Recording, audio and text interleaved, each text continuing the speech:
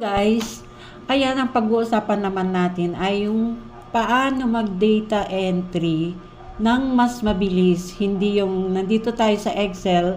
Yung normal kasi is yung isa-isa natin diyan nilalagay per column, per row, 'di ba? So syempre lalagyan natin ng header 'yan para alam natin kung ano yung mga particulars ng ating mga dinidata entry, kung ano yung mga details na kailangan natin sa ating data entry. Kaya ilalagay natin diyan.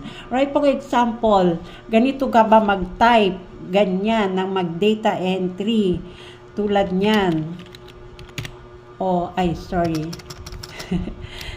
Tulad niyan, ganyan ka ba mag-type na isa-isa?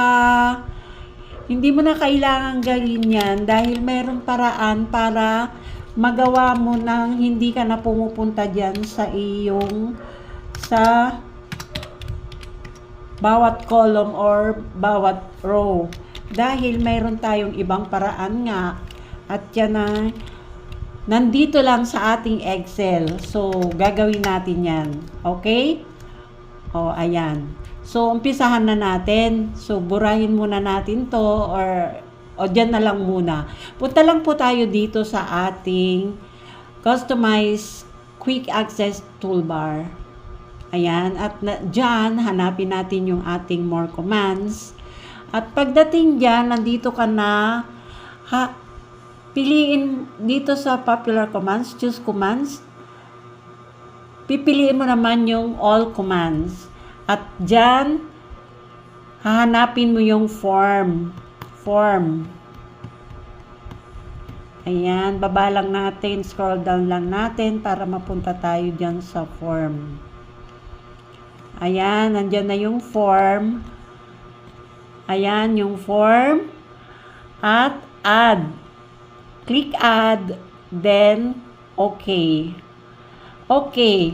So, ngayon, na okay mo na siya. So, babalik ka doon andun na siya sa toolbar yung iyong form. Okay?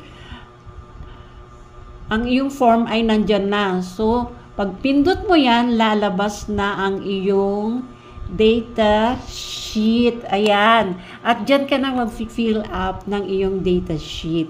Since nandyan na yan na pumunta na yung unang tinype mo, yung sample kanina na tinype mo ng per column, per row, nandyan siya.